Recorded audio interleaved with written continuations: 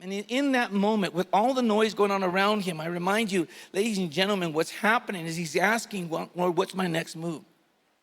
My flesh wants to go here. My flesh wants to say that. My carnality wants to go there. I think I want to run. I think I want to quit. I think I want to, stand up against these guys. I think I can take 3 or 4 of them. But there's 600. And he doesn't. He inquires, Lord, I need a word from you. I need a word from you. And it didn't come that quick. We don't know how long it took. We don't know whether it took an hour, a minute, several hours. We don't know. But the men said, we've seen David like this before. We've seen this about this man before. They're like, yo, he's on his knees right now. He's on his knees and he's in the smoldering ash right there. They had brought these stones are ready to crush his head.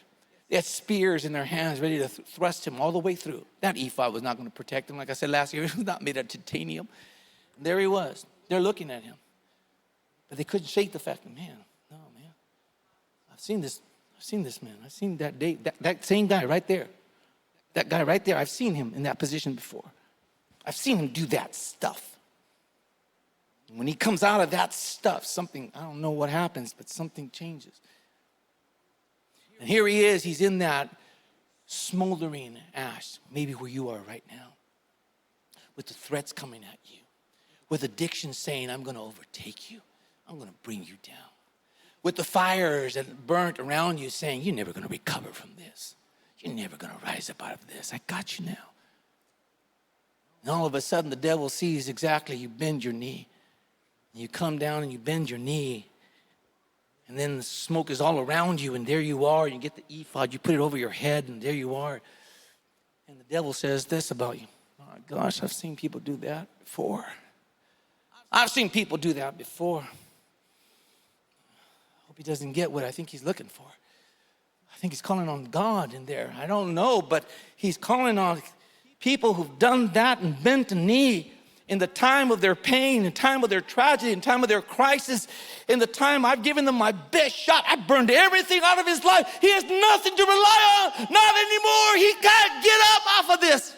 He cannot get up.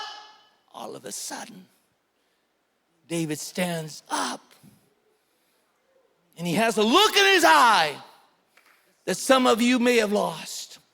He has a look in his eye, and he looks at those mighty men of valor that are taller than him, stronger than him, more gifted, more talented on the battlefield than him, have killed more men than him. He looks at them, and they've seen that look before. It's a look that comes with a fire. It's a look that comes with a desire. It's a look that's not born out of flesh and blood.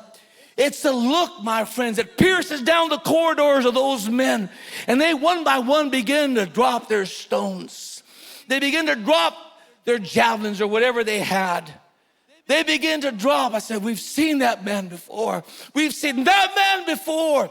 And the devil behind all of that trash talk says, oh my gosh, I've seen that man before. I've seen him get up before like that. And he gets up. Because it says that David inquired of the Lord, saying, shall I pursue this troop? He knew that they were the Amalekites that left their mark. Shall I overtake them? And God said and answered him, pursue, for you shall surely overtake, and without fail recover all. Come on, someone, put your hands together.